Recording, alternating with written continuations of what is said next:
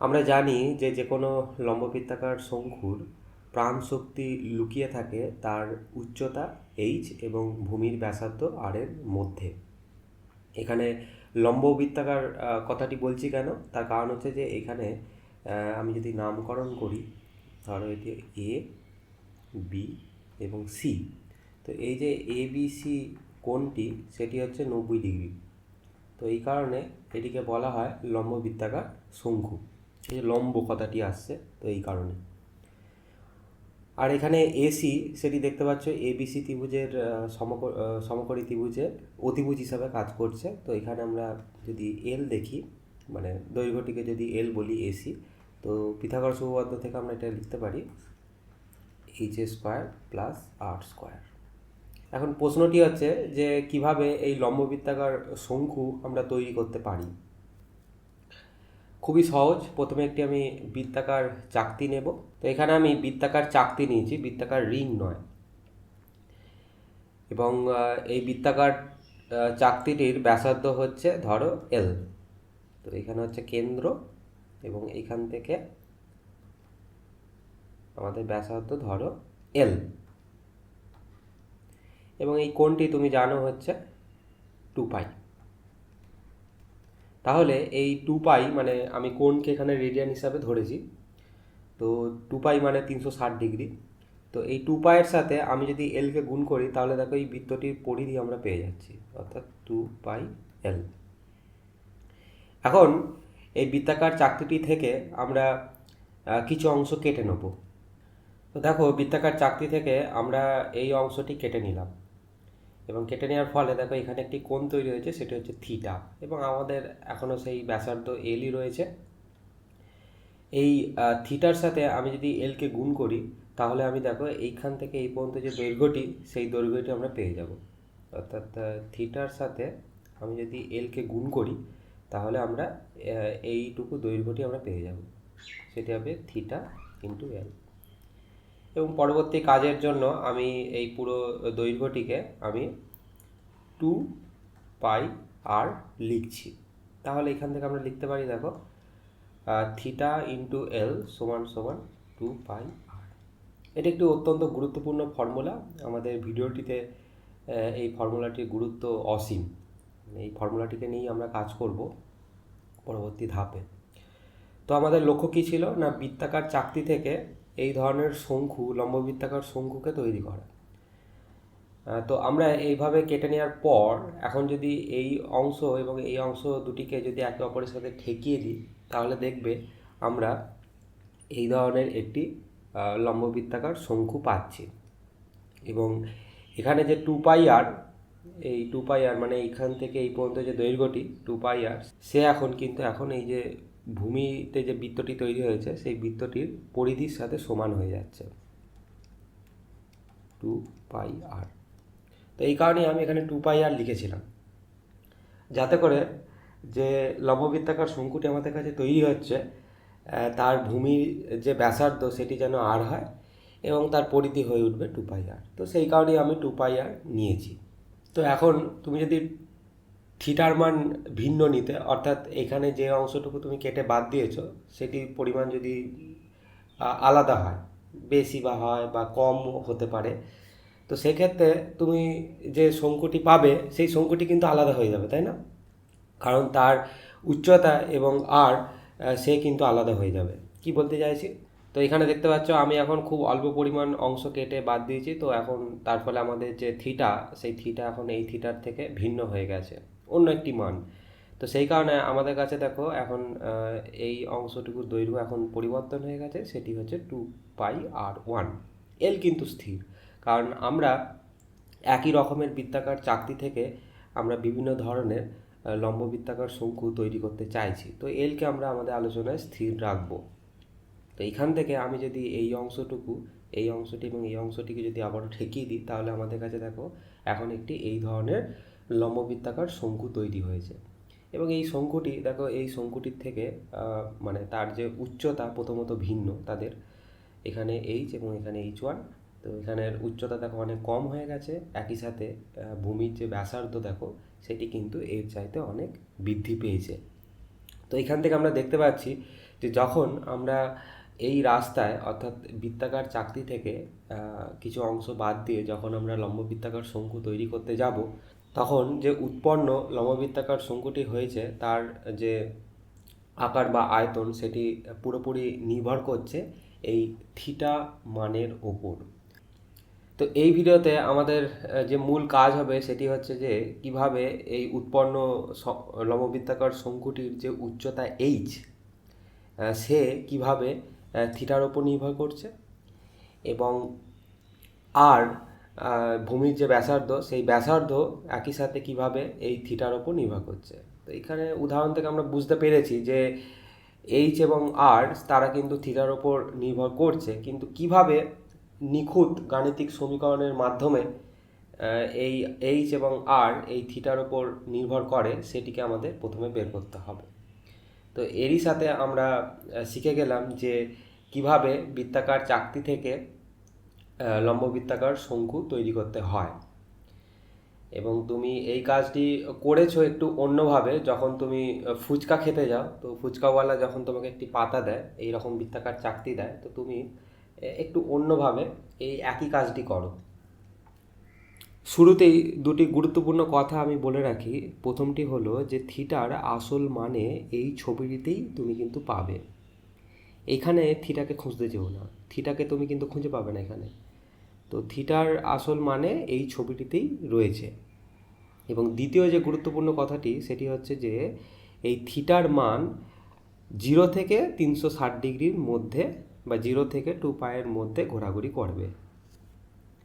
তাহলে এবার আমাদের আসল কাজে আসি।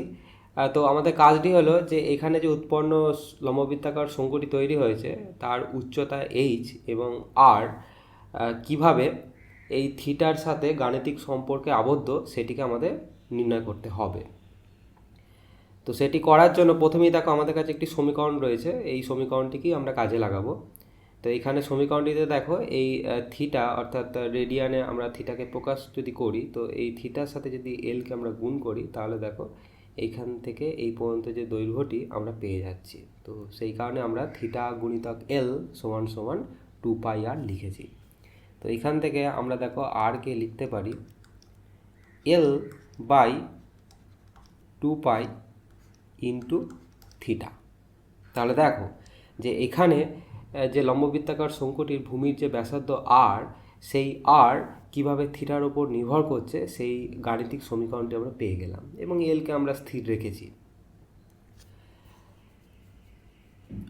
অপরদিকে এই লম্ববৃত্তাকার শঙ্কুটিতে আমরা এবিসি সমকোণী দ্বিভুজ থেকে লিখতে পারি যে h² প্লাস r² সমান সমান l²। তো এখান থেকে এইচকে আমরা লিখতে পারি l² মাইনাস r²।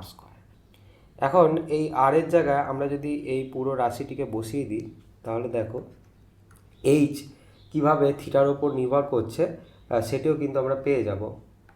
আমি মধ্যবর্তী স্টেপগুলি আর দেখাচ্ছি না, তুমি এটি দেখতে পারো। এটি হয়ে উঠবে 1 minus theta by 2π whole square. তো আবারও তোমাকে মনে করিয়ে দিই যে থিটার মান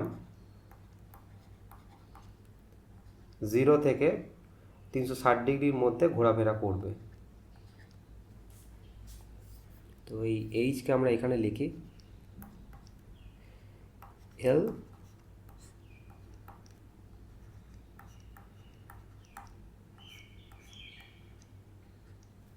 তো আমরা যেটা চাইছিলাম সেটি পেয়ে গেলাম, কিভাবে আর এবং এইচ থিটার ওপর নির্ভর করে।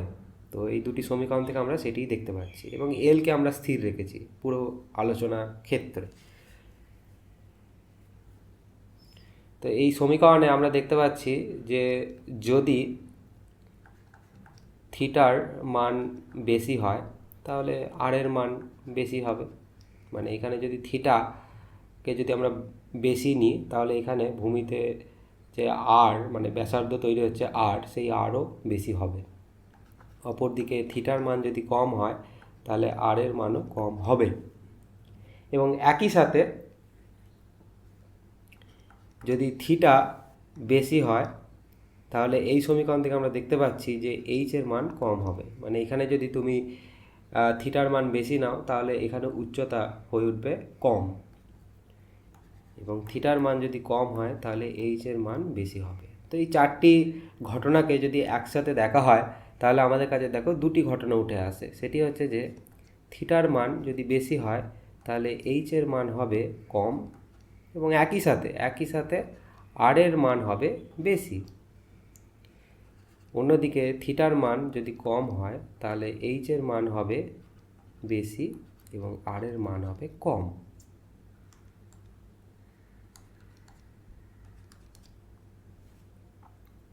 একটি উদাহরণ দিলে তুমি এই ব্যাপারটি বুঝতে পারবে। তো প্রথম শর্তটিতে যদি আসি, অর্থাৎ থিটার মান যদি বেশি হয় তাহলে এইচ কম হবে এবং একই সাথে আর বেশি হবে, এবং সেই ঘটনাটি এখানে ঘটছে। তো এখানে আমরা থিটার মান বেশি নিয়েছি, তো সেই কারণে দেখো এইচের মান কম হচ্ছে এবং আর এর মান বেশি হচ্ছে। কার তুলনায়? না এই কেসটির তুলনায়।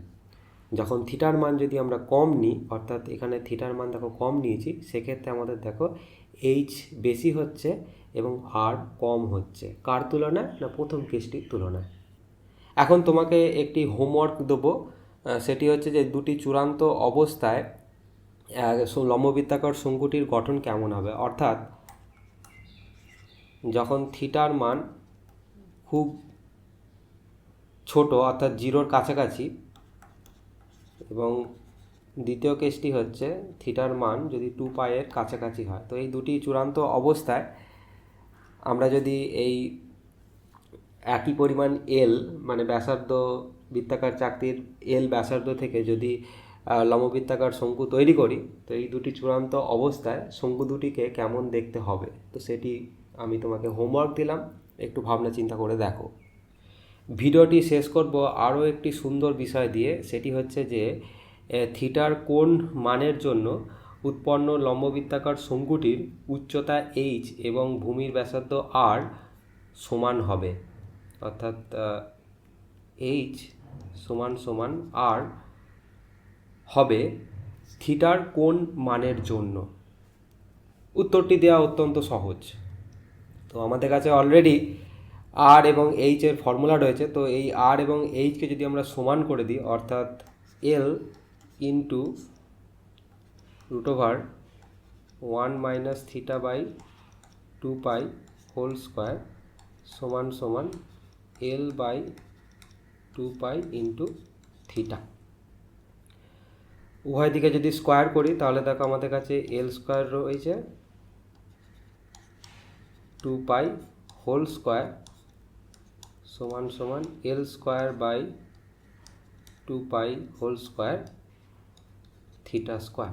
তো এখান থেকে আমরা লিখতে পারি, দেখো এই এল কেটে যাচ্ছে, তো এখান থেকে আমরা লিখতে পারি দেখো 2 ইন্টু θ/2π হোল স্কোয়ার সমান 1। তো এখান থেকে আমরা থিটাকে লিখতে পারি 2π/√2। 2π মানে 360 ডিগ্রি /√2। তো এটা লিখতে পারি সমান 254 ডিগ্রি বা 254.5 ডিগ্রি মতো। অর্থাৎ যখন বৃত্তাকার চাকতির এই অংশটুকু বাদ দিচ্ছি এবং বাদ দেওয়ার ফলে যে থিটাটি তৈরি হচ্ছে, এবং থিটার মান যদি 254.5 ডিগ্রির কাছাকাছি হয় বা 2π/√2 এর মানের সমান হয়, তাহলে সেক্ষেত্রে উৎপন্ন লম্ববৃত্তাকার শঙ্কুটির ভূমির ব্যাসার্ধ এবং উচ্চতা দুটি সমান হবে।